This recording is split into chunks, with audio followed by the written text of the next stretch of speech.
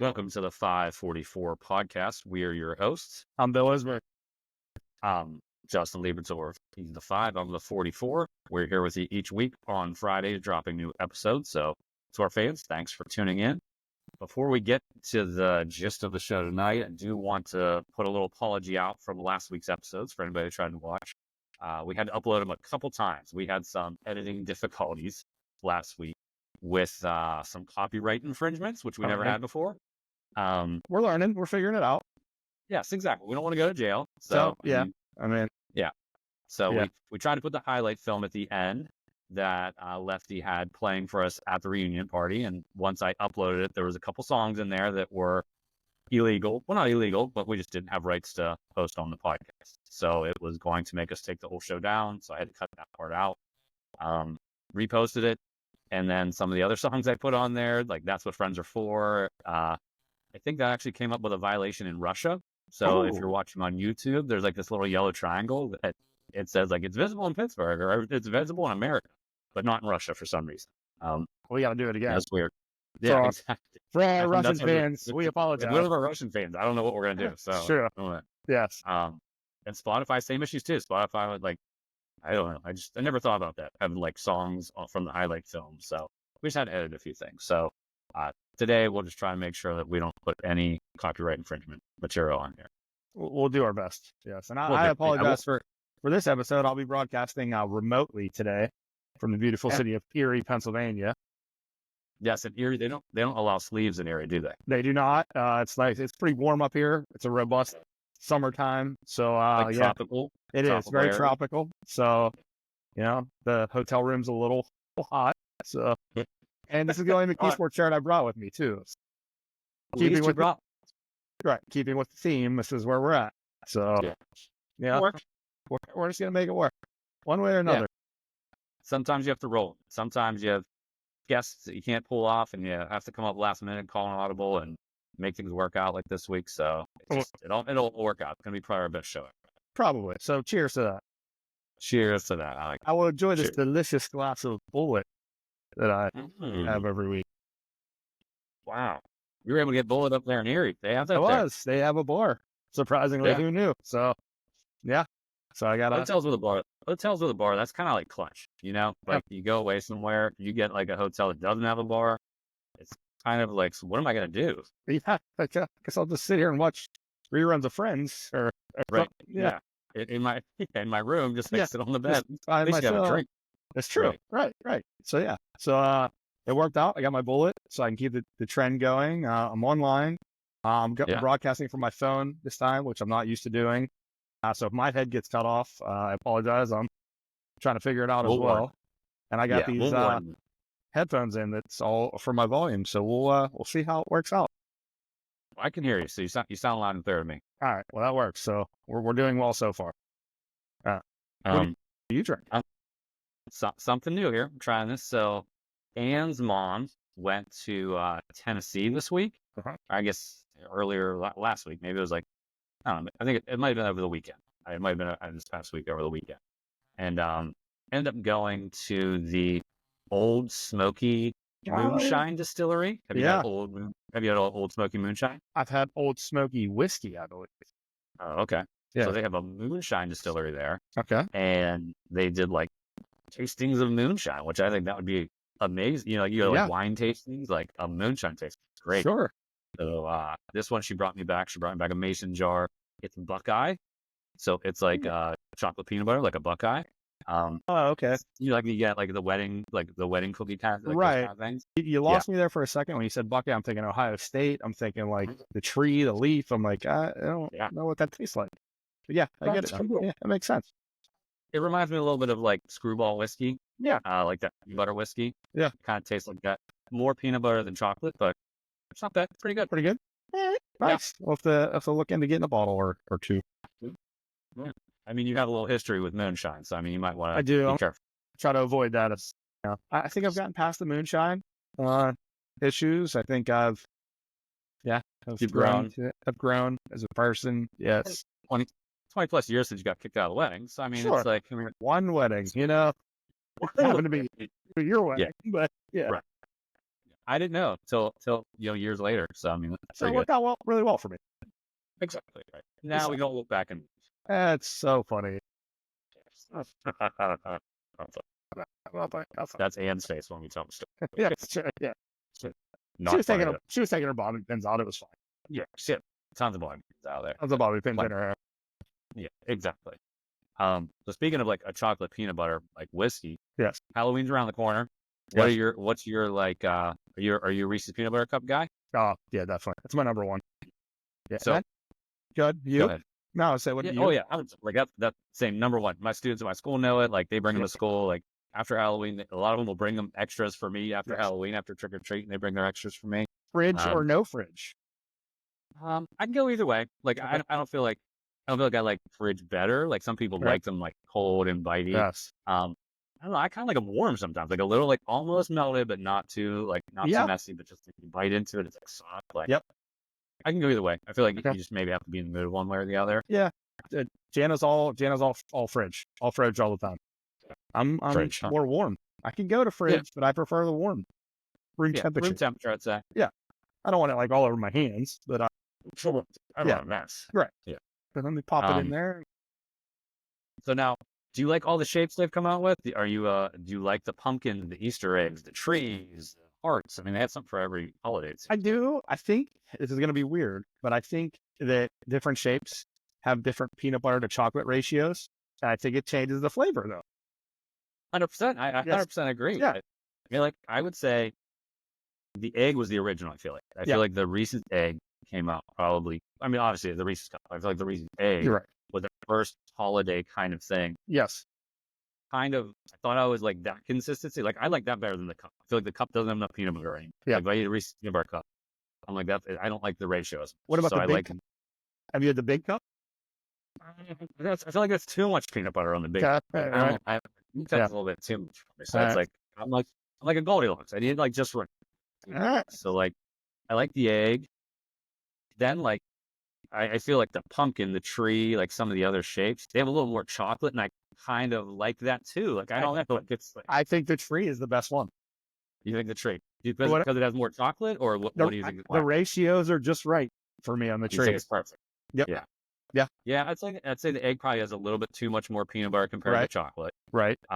Because of probably the shape and the circumference of the diameter of the radius. Whoa.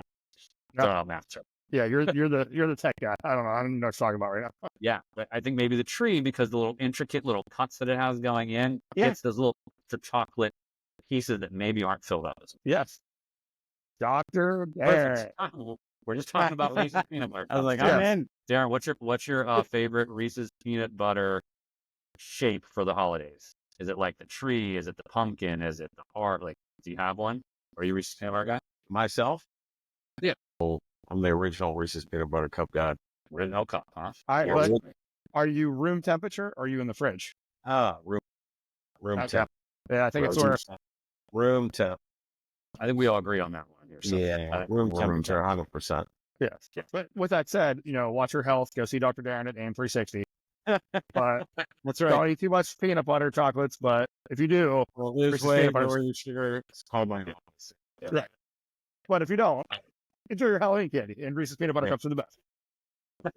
Enjoy the. Well, let's get you a proper introduction. So enough about peanut butter cups. Let's get an introduction. So for those fans that are out there listening, we got linebacker number 58 for our 1994 state championship team, Darren Dubyak. What's up, guys? We'll get you a round of applause here. Ready? All right. So got that squared away with. So welcome to the show, Dr. D. Thank you, guys. I've been watching each week, man. I love that you guys are doing these things, and it's especially awesome from a couple weeks ago when we got to see everyone, and it makes this even all more real, right? And you think to yourself when you're younger, when we were 15, 16, 17, what are we going to do when we're 45, 46, 47, 48? What we talk about? This. Yeah. Same stuff we were talking about then. Yeah, stuff, but it was, man, what a great night that was, right? It was. Yeah. Got to see so many people we haven't seen in so long. I mean, it was really awesome. We got one more guest coming on, so I don't want to get too involved in questioning you guys yet. Yeah. So we're kind of hanging out till he gets on. But you broadcasting from home there, Dr. Darren? I am broadcasting from home down in the home office here. So I have 2 dogs around me, so I don't know if they're going to bark or play, but right now they're passed out. So I try to as tired as I could for this. Excellent. And what song are behind you? Behind me actually was Millionaire from Chris Stapleton. So that's our wedding song for my wife. Nice. That's cool. So it was kind of neat. Someone blew it up and put it in this awesome thing. So Darren and Allie and the date, the lyrics for the entire song. So that's awesome. Very cool. That's cool. Came back pretty awesome. That was a neat gift that we got for our first anniversary from somebody. So nice. Yeah. So what are your dogs? What kind of dogs you got there?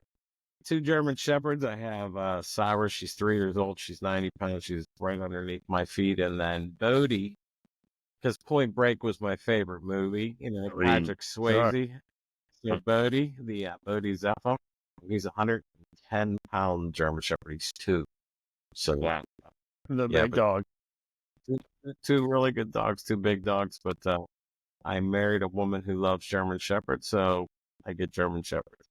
That works out. I married a girl that loves pugs. I got 2 pugs, man. I hate wish I had big dogs. Right? That's right, man. Right? Yeah, exactly. My buddy just got married, and his wife, they love Pomeranians, and he's only 6'3", 248 pounds, and he's walking around 2 Pomeranians. I'm like, of course it's gonna happen, Eric. What are you gonna do? Well, 100%. Go easy on the palms. That's where we started. I know where you started. Ginge. Oh yeah, pour a little for Ginge. That's right. We're pouring out for Ginge. There's no ran in this sample. There's no. Poured a drink like that. I poured it in that. Yeah. So, what do you have now? What do you have now? A Vizsla? No, Ridgeback. Yeah, Ridgeback. Yeah, Rhodesian. She's a good girl. She's mommy's girl for sure. I'm sorry, Lebo. what was that? Lebo, what type of dog do you guys have? The 2 little pugs. We got like a little black one and a little tan one. Yep, Eddie and Zoe. Nice. They drive me nuts. You live in that pug life. Yeah, I'm living that pug life. That's it.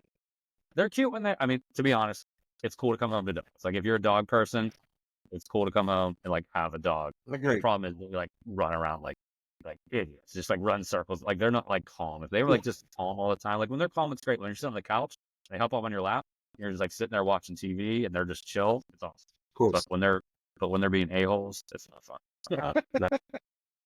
Not funny. They say the same thing about kids. I was. That sounds about right. Yeah, that's pretty. Yeah. Yeah. Pretty accurate. That's pretty accurate. Yeah. But, so we waiting.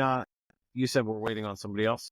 We are, but we can start moving into things because if they log in, hopefully they'll catch up and we'll follow up some questions. But we'll start chatting with you if that's cool. Absolutely. Let's rock and roll, man. All right. So I guess. Go ahead, Leba. No, go ahead, Leba. I was just saying, our first question typically, Darren, is just like catching up with the audience, just letting us know after high school, where'd you go to college? Yeah. I mean, you obviously talked about getting married and having some dogs, but where'd you go from high school till now? We're 30 plus years. What'd you do? Nice, man. Like that question. So after high school, went straight to Pitt. Had an athletic training degree and a sports medicine degree. Actually ended up going straight to chiropractic school with Babs, Eric Babston there. So Babs and I went to chiropractic school at National University in Chicago and Florida for a couple of years right after that to practice in South Florida. Okay. And ended up moving back in 2005 and 5 or 6 and opened up my own shack and, been doing that. And then I retired from that business in 2016 and past 8 years have owned a company called Body by Aim 360, where we are a medically based weight loss center, hormone centers, low T, women, moody, all that good stuff, right? So more or less a preventative healthcare system. So we have 3 offices in Pittsburgh and looking to expand in Ohio next year. So pretty awesome stuff, man. So we've been working hard and it's been a really fun journey for what we do. So it's a great way of practicing medicine, right? Yeah. So there's a lot of people just don't want to be on a ton of drugs and big pharma and all that good stuff. And my company is able to provide an outlet where you don't have to, right? Right. And so it's a really, really neat thing. I got married later on in life. I waited. I got married at 42 years old. So my wife, Allie, we've been together for 3 years. Actually, I'm sorry, I got married at 43. I'm 46. So I'm like, whoop. But we don't have children. I'm still working on it, God willing. And, but we love to do a lot of traveling and, we're able to do that. So, but yeah, Hey, everything's, yeah. Dr. D, tell us where your offices are, where your location's at. I'll give you a plug here. Yeah, so bodybyAIM360.com, bodybyAIM360.com. We have an office in McCandless, Uniontown, and Robinson. So if you guys know where the what's it called? The Mad Mex in Robinson, that's on the first floor. Yeah. Kind of everyone knows that, right behind IKEA. We're on the third floor of that building. We have a beautiful state-of-the-art 5,000 square foot office in McCandless, and we have an office in Uniontown. So, but like I said, looking to expand into Ohio. And the way we practice last year was kind of neat. I patented how we do our system. So kind of caught on and, loaded from there. Cool. It's awesome. And you're living here in Pittsburgh? Like, Yeah, where you live? I live in Pittsburgh. I live in North Allegheny. So funny enough, once a tiger, always a tiger. So I'm a North Allegheny, North Allegheny Tigers. So, yeah, right off the Wexford exit, at North Park Lake is where we live. And, it's pretty neat. We don't get across to, the south or the east that much. Cause again, once you cross the bridges, you really don't want to go back. Can't cross the bridge. Bridge or a tunnel. Yeah. You cross a bridge or a tunnel. No tunnels. That's why we love living out this way. I'm telling you that, right? But, you can get your passport stamped and come over. Well, I still have a bunch of family in White Oak and White Oak, Duquesne, and McKeesport, so I see those guys, my family members. I wish I could see them a lot more often, but I do get a chance to see them. Nice. Well, cool. It sounds like you're doing really well professionally and with the family and everything. So I take you back in time a little bit now. Let's do it. It was kind of like it was a magical season. We had, we were undefeated, and a lot of people remember the state championship game, and that's great. But we like to get back. We like to ask you, like what do you remember? Like, what stands out to you from that season? Like, was it a particular game? Was it an event? Was it a person? Yeah. Like what are your memories from that time for us? Yeah. So I wasn't a starter that year. Had some playing time. I was a junior that year. I played linebacker and I was behind two of the best, Bob Eastman and Brandon, right? Right. And, Right. So never wished I got hurt, but I always wanted to play. So got playing time, special teams, all that fun stuff. But it's funny, Billy. Someone asked me that a couple weeks ago, or excuse me, a couple days ago, right after. You know what I honest to God remember more than anything? Practices, right? Yeah. And camp that year. I mean, Kiro was on the other day and we were talking about him and Babs bunking together and how funny that was. I mean, I remember Bob Eastman was my roommate and, it's camp, right? Camp sucks. So trying to calm down and go to bed, Bob had this massive fan on him and he had his Walkman in.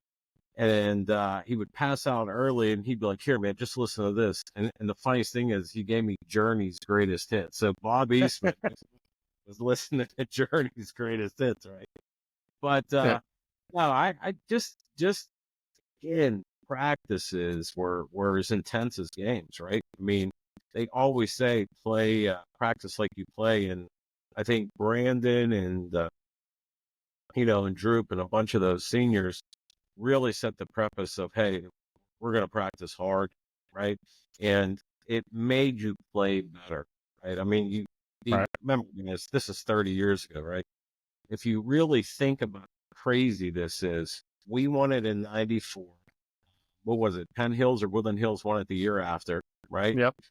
So, so you had the Quad East, you had our division, right? So the amount of some players that we played against, I mean, it kept you on your toes. So, but to answer your question, I remember the practices. The practices were something else. Training camp, having water out of a hose. I mean, have child services. I'm not even get into it. How crazy camp was. But you know what? You look back, it made us who we are today, and it was something special. You're damn right. Yeah. You know. Yeah. Okay. Go ahead, Bill. No, I was gonna say, yeah, I remember. Depending on what day it was, like I think Brandon and Droop were really the only ones that like played both ways consistently. And if it was an offensive day, then they played on offense. If it was a defensive day, they played on defense. But I mean, we had pretty much like, I mean, like kind of Tomlinisms, like, you know, iron sharpens iron. Like we were kind of going, you know, ones and twos versus ones and twos. Like it was, the practices were intense. Like Darren was saying, like I remember that too. I remember thinking that, like, man, I hate defensive days because Brandon's on the other side. Oh yeah. I mean, you think about it. We ran a play, every 24 seconds or something like that. So the conditioning that we were in, something to be marveled at. I mean, I remember our first game, we played Ringgold, right? I think it was Ringgold. Right. Yeah. And I think Chianti scored, and he came back over, and you know, we're shaking hands and doing. And he's, I mean, literally ran down the field, just not even out of breath. And I remember that. I'm like, I mean, we are that in shape where this is something else, right?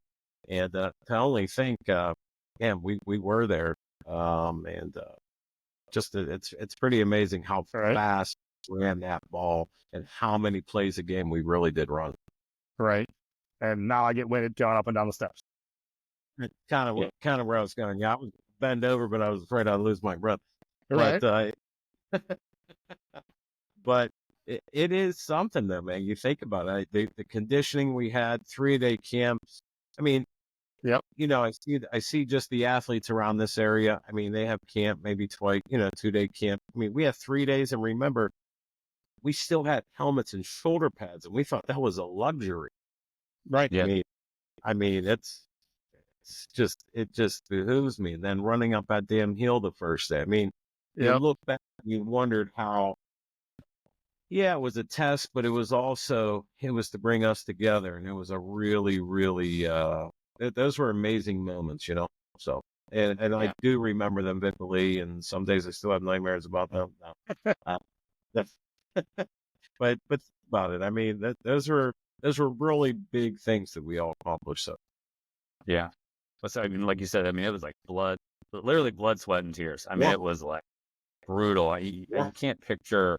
There's no way schools train or condition as hard as we did. But I mean, they have like the heat conditions. They have those things they have to do now, like the acclimation heat thing that they do. So they're, you know, with concerns with kids passing out and stuff these days. But we did we did full pads. We did the week. We did like there's no way they're running in hills in full pads, like bear crawling, that kind of stuff, like crazy stuff that we had. There's no way. I mean, I don't know if you guys are probably in better shape now without doing that. Anyway, I feel like. You look at kids now, I'm like, holy crap, this is like a college age looking kid out here. Like they're like so big and in shape. And I don't know. Right. Brandon was big in the back in the day. Like I mean, we were like we're young. Brandon was big, but then like I see some players I've seen recently. I'm like, was Brandon that? Because Brandon was like our biggest. Brandon and Rod were like our biggest. I mean, they were our like. Rod was a little skinnier, but Brandon was obviously the big guy. I mean, I think Brandon was 235, 240, 6'2", maybe 6'3", whatever it was. Sounds right. Yep. You know, it's just something else. But you know, you have those practices, Lee, but like you said, in the heat, you really can understand what your mind can get past going through that, right? And it's constantly moving forward. And I remember Rats, the first, you know what, this was our senior year, but Rats, like the first day of home camp, lost 14 pounds in the morning practice. Right. So, I mean, it was, you know, remember these years we had camp too, man. It wasn't 70 degrees. It was 90 degrees. And then you go to camp, and the luxury was we were able to have fans in the second year or whatever it was. So, but it definitely was something else. Yeah. Now, Darren, question with your number 58. Did you pick that for any particular reason? Is that something you had, like, did you play football younger than high school? Like, how long did you play football? Is that something Yeah, number you I always have? started in started in 7th grade in McClure, right? I think Billy, I don't know, Billy, were you a little Tiger, right? No, I never did Little Tigers. Never did. I think so. 8th grade. 8th grade was my first year. Right. Um, and when you're younger, you looked up to people. I mean, my neighbor was Jason Bauer, and then Roger Sullivan, and I think I looked up to Jason Chavis. I thought Chav was just the best, Yeah. And I can't remember if Jay was 52 or 58. And man, I'm going to have to text him. I can't remember, but Right. I think I picked my number because I wanted to be in the 50s, right? I thought that was a cool number, the linebacker, right? How to get the neck roll because, Yeah. that made me look bigger because I was only 5'9", right? So I thought I looked, neat that way, but that's why I picked that number, Lebo. I think again, I think Jay, if he's watching this, he's either 52 or 58. I can't remember. And, but I wanted to be in the 50s like those guys, like the linebackers. Right. And did you switch to 55 your senior year? Did you go double nickel? No, it was always 58, always 58. Okay. Were you 55 maybe like 9th or 10th grade though? I feel like I remember you being double nickel at one point in your career. Maybe 7th grade or 8th grade. I don't remember. Maybe that was it. Yeah. Maybe. But I remember 58 at least, 9th grade, 10th grade, 11th grade. Gotcha. Obviously, all that stuff. But right. It's kind of watching. I was trying to show my wife where I was. I forgot I was on the 3rd row on the corner, so I'm looking right at it. Oh, nice. And what's that? And you were present for the Coach Patera snow practice of 2012. Or sorry, 1992. Sorry, not 2012. Jeez. Yeah, absolutely. Where half our team quit because there was like a foot of snow and it was like 20 degrees and Coach Patera comes out in like a triple fat goose, like all bundled up. He's like, guys, let's go. Hold is mental. Get out there. And like this is totally unplanned. Like nobody knew this blizzard was coming. Guys had like t-shirts and like just like guys are like, I don't have any clothes. I don't have like a long sleeve shirt. I don't have like spandex. They're like, I'm just gonna quit because like there's a foot of snow out and it's 20 degrees and talking about like times are different and like I said, Coach Patera, God rest his soul too. But he was like, you know what, guys, cold is mental. Let's get out there and let's get after it. And we're all looking at him like, Coach, you have like a giant winter jacket on. I love it. So what do you, Lebo, Billy, what do you guys, what was the most vivid memory you have from the year we won? Obviously, besides winning the game, things like that. What was, or actually even off the field, what was some of the best times that you guys had that year? You want to go first, Lee? No, good. You go first, Bill. You were the quarterback. Right. You lead, man. All right, so I got a couple. But they're short ones. Yeah. I remember wing nights. I love the wing nights. Yep. When we'd go to like Blaine Hill or, I can't remember who else had wings, but like as a team, it wouldn't always be like the same guys, but it would be like 15, 20 guys, but it might be a different 15 or 20 guys. It was kind of just put out like, hey, Wednesday we're going to wing night here. If you want to come.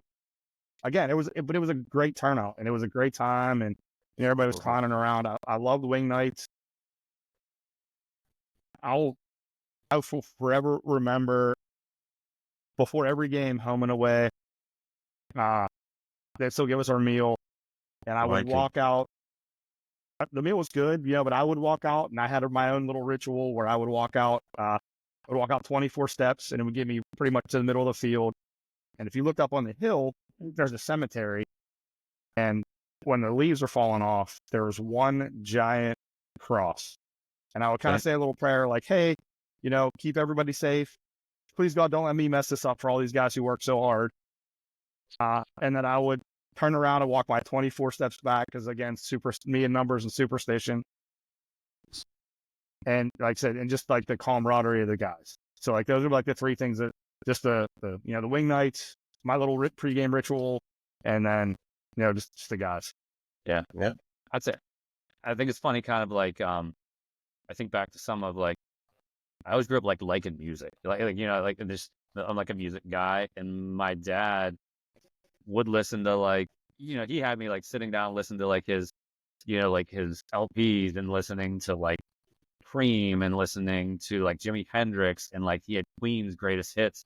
So I just remember like having like the Queen's greatest hits and playing that one time on the bus, and like people were like, oh, we are the champions. Like, so like I ended up being like the guy that had the music for like when we were winning and stuff. So it was kind of cool. Like, and it's like, dude, guys in high school probably back then shouldn't know Queen other than like Wayne's World and Bohemian Rhapsody. Yeah, Like, right. Yeah. Right. Yeah. knowing some of the other stuff, like the whole "We Will Rock You," like "We Are the Champion," like that kind of stuff. Like, I thought that was kind of cool, and that was just like part of like my dad like pushing Steve Miller Band, pushing that music on me, that he'd make me sit down and listen to like Led Zeppelin and things like that. In middle school and high school, I was listening to like classic rock back then, and then just being able to like bring that music like for the team for our championship and like playing that in the locker room when we won and stuff like that. I also remember on the field, I think we might have talked about this one time or not, Isbert, but when I was the backup holder for field goals, and there was like a missed snap, and I had to call fire, and I had to pick it up. I was like, fire, and there was like nobody heard me, and there's like the whole team was like just tired, and I just threw it too, like I just like threw it up. They're catching it, and I was watching the highlights of Kiski. I couldn't remember which game it was. But even Kiski, I don't know, cause like Kiski's this week, who we played this week back then. I was watching those highlights today, just kind of prepping for the show, and there's a couple of videos of me holding during that game. So I'm like, this might have been the game where I had to call fire and throw the ball, but I can't remember. I just you might be the third leading passer on our team. You may be. Yeah, Exactly. I mean, but speaking of, we were talking the other day at school, and Mr. Como, we had like an admin meeting, and Dan Como, he's a McKeesport grad. He worked in McKeesport. He's now he's a principal at the middle school at TJ where we are. And he, of course, in the middle of the admin meeting before he gets started, he pulled up like my picture from high school football, mentioned like our 30th thing and everything like that. And he was like, then he started like busting my chops, like, how many catches did you catch again that year, Libertor? Like, he was like, you're a starting receiver. How'd you? Like all that kind of stuff. So we talked a little bit about that. And one of the other principals like was jagging with me. He was like, Libertor. He's like, that name sounded familiar. He's like, you held a record that year. He was like, you had the best drop percentage. You didn't drop any balls. He was like, you were the only one in the Olympios that didn't drop a pass that year. I'm like, I guess I could look at it that way too. I could say I held that record. No drops that year. So. That's true. That's very true. I love that. But I'll tell you what, Billy, to piggyback on what you said, I mean, the reason I mean, obviously the talent was there, but we won because we were a team. The camaraderie that we did the year before on the off season, going to see movies together, like you said, Blaine Hill, Twin Oaks. Twin Oaks. Yep. Twin I think Oaks. Who Cares? Was it Who Cares? Was that the one up in Boston? Yep. I mean, we'd go to, I don't know if people went to the Carriage Inn down in Boston or Elizabeth either, but things like that. I mean, just going to movies. I mean, I remember a bunch of us went to go see Bad Boys. We saw Friday. I mean, just it's on the program. I mean, program. Because again, we were always hanging with each other, and we were always with each other. So you knew each other inside and out. You knew what made each other tick, and it was really cool experience. I'll tell you that much. And you know, Levi, I know you're a teacher, but you know, and Isber, for your job, I mean, there's teamwork in that, and even for my company, there's teamwork, right? So you do develop those skills early in life, working with a team and what it means to be held accountable, right? But that time frame we worked with each other is pretty magical. I agree. So on top of that, like you were saying, with to piggy on that, being from McKeesport, what did that do for you? How did that help you grow? Like you said, being part of a team. Like I know what it's done for me. I don't want to put an answer in your mouth, Dr. D. But so you always think to yourself like where we're at in life, right? And some of us are doctors, lawyers, school teachers, police officers. Some are unemployed. Some are whatever, right? But the immense amount of pride, right, that we had being from where we were is second to none. I really, you always hear about the Pittsburgh pride thing, right? Pittsburgh Steeler fans travel, but there's a certain sect even under that of people like from McKeesport, right? And people, I really have not seen it or identified anywhere else. I mean, I have some friends from the north side. I mean, they're north side true and true. I get it. But us McKeesport guys, White Oak guys, Javosburg, that whole area, right? I mean, we're built tough. I mean, both my grandfathers were in the mill. My father, we have beer distributors and things like that. You worked and you provided, and you ate as a family and that family structure. And then, but coming from McKeesport, there's a massive sense of pride still to this day. And I know we're not making great publicity right now, but I know there's some great people in that community are pulling it together, and still keeping their chest and head above water to say, hey, we're a good place. So, no doubt. Yeah, I'd say it's something you mentioned there, like that family structure, like sitting down for dinner. I mean, that was just something like we didn't eat in front of the TV. Like which we do now. We're horrible about that. So we sit in front of the TV, we grab our plates, we sit in front of the TV, and we don't even have anything great. But that time, I mean, when our kids were younger, now they do their own.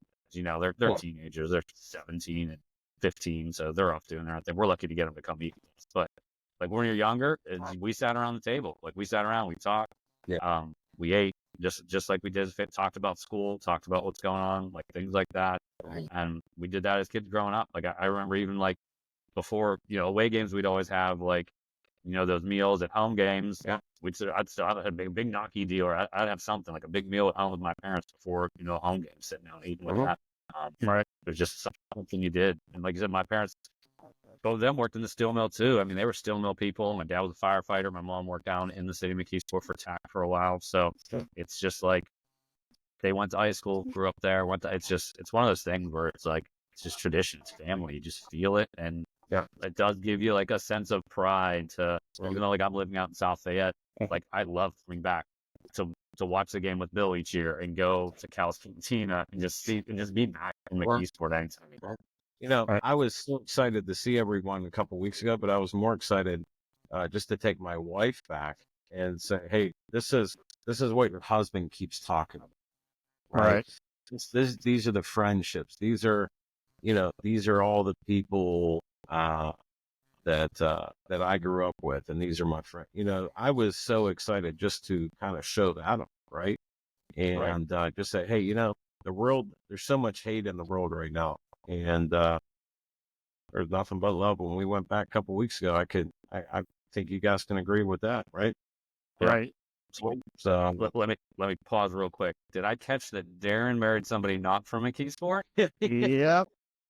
And finally, I'm not in the minority. Finally got something on here. One of the few. Girl. Yeah. That's right. That's right. Whatever. Hey, nobody's perfect. That's all right. Yeah. All right, man. We're good, man. We're good. Where's she from, Darren? Grew up actually. So she born in California, but actually is a Kiski girl. Funny enough. Okay. Yeah. Oh, perfect. Yeah. It's Kiski week, so there we go. I know it is. I know Okay. it is. So she's a Kiski girl. Went to Kiski, graduated from Kiski. So, yep. Met through mutual friends, and the rest is history, gentlemen. It is. Hey, so yeah. God, I'm sorry. What was that? We're still writing it, but it's history. Oh, absolutely, every day. So we kind of ask everybody that comes on the show if you got a Frank Connick story. Do you have a Frank Connick story? Oh, of course I do. So I have two Connick stories. So please lay them on us. So first off, Frank Connick, I pray, sir, that I get to see you soon one more time in my life before I go to see our great good Lord.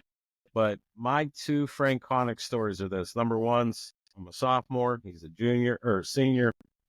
We're at home camp. And I don't know and I'm sure you guys remember this story. I mean, he literally, we're at home camp. Remember, we're at home. Just got done eating lunch. This guy put on a red visor, had Zach or someone put a red visor on.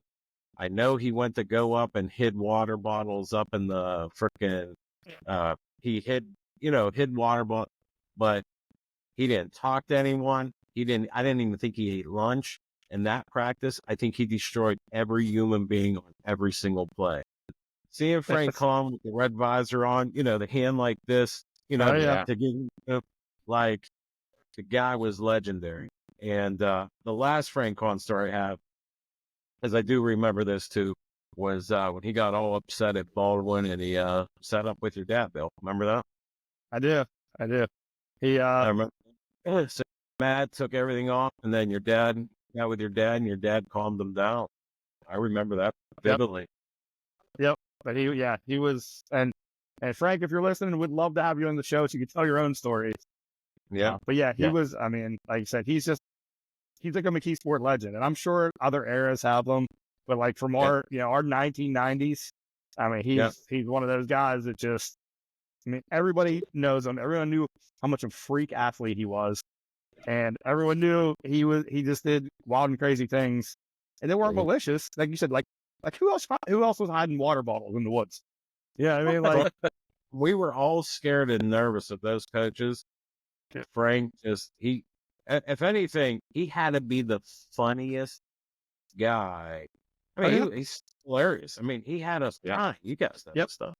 Absolutely. But when he was water bottles at home camp and that practice, I would shit myself. Right. That's because Petron wouldn't give him any water bottles either, I guess. I knew better than that. He's probably like, here you go, sir. That's true, right? That's a good point. Frank Kong stories. God, man, that's it. Yes. So what was one more question for you? We had a 30-year reunion. Was that a week, 2 weeks ago? Yeah. What are your takeaways from that? Like, what stood out to you for that? Like, who were you happy to see? Just everyone, man. First off, what we 35 guys show up? Yeah.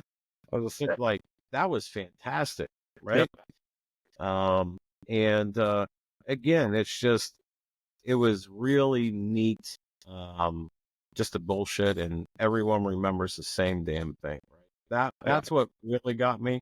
We remembered the same stuff, and it was just fantastic to see everyone, and that's all I could say. Us being together again, and I don't know if it's going to happen again, right? So I was made sure I was there, and a lot of people getting older, people move, and but it was fantastic just to be there, just to experience it. Yes. So let's keep that train rolling, and the joint 95-96 class reunion is coming up next November. So let's get a ticket there, Dr. Darren. You and your wife need to come out for that too. All right. I'll tell you what. So I'm out to dinner, and I hope she's listening. So I'm out to dinner, and I'm out here in Wexford, and I look over, and I'm like, oh my God, I know her, and I just scared the hell out of her, and I ordered a drink, and it was Rochelle Robinson. And I told Rochelle, I said, so we got a great picture together, posted it, and all that good stuff, and I said, Roro, I will be coming to the reunion. So, but the reunion's going to be a fun time. I mean, Lebo, I mean, for God's sake, I mean, we spent more time I don't know any other class that spent that much time with another class, right? Like 95 and 96, we were really close with you guys. Yeah, I agree. I agree. Guys and girls. I mean, like a lot of my best girlfriends were 95, we were 96, and vice versa, right? Like that was even like the class below us, yes, some, but it was really, really close, that 95, 96 class. I definitely agree with you guys for doing it. That's the same. I was just going to say, like, I don't see that relationship with the grade above me, like the 94 age people. Like, I mean, I had like my neighbor JP, I had some people I'll still see around that were like from that age, but never didn't have like groups of friends that hung out. Like, and I don't know if it's just because of like the football through that fall. Like, I don't know if that's part of it, like that chemistry that we had. Our cheerleaders were juniors and seniors, like everybody just kind of the band, like, so everybody kind of just followed that whole train of our season along, of us all being together, that everywhere we went, like we went to parties, like there were people from both grades because it was just part of like the team. And so I feel like a lot of that, that's it. Yeah. But think about it's crazy because I don't know any other class or any situation. Even my wife's, it was our 2 years were very, very, very, very close. Right. And credit to you, like I said, Rochelle, Jamie Fozar, Jamie Dukic, Nikki Knezovich, like they're the ones who got this thing all rolling. So hopefully we have a great turnout from all of them, and all their hard work. No, we'll be there. Cool. Greensburg has a hotel, right? You can stay overnight. Exactly. So, and I think there's shuttles that run to the casino. Yes. Well, for the reunion. The reunion's at the casino. I know. So you can throw the bones and play some slots and do whatever you do. What date is it? Or what again? I can't remember. Please. It's the day after Thanksgiving of 2025. Black Friday of 2025. I don't know the date off the top of my head. So. Yeah, I'm out. I'll be shopping. Sorry. I got a new TV probably. Go shop, get a nap, and then come out to the reunion. That's it. Yes. Well, Dr. D, thanks for making some time for us. We appreciate you. Absolutely. Absolutely. I just want to thank you guys for doing this podcast again. I mean, a couple of us talked about it a couple of weeks ago, and I think it's great you guys are doing it this year. And, like myself and anybody else, I mean, just coming on just to hear each other's memories of what happened, I think is pretty special. So, again, from all of us, thank you guys for doing this. No, man, thanks for making time. Appreciate it. All right, guys. Have a great night. Cheers to 30 years. By the way, cheers, guys. 30. Right. Cheers to 30 years. All right, bud. See you guys. Sorry, guys. So stay tuned for next Friday at 5:44, where each week will be a new episode.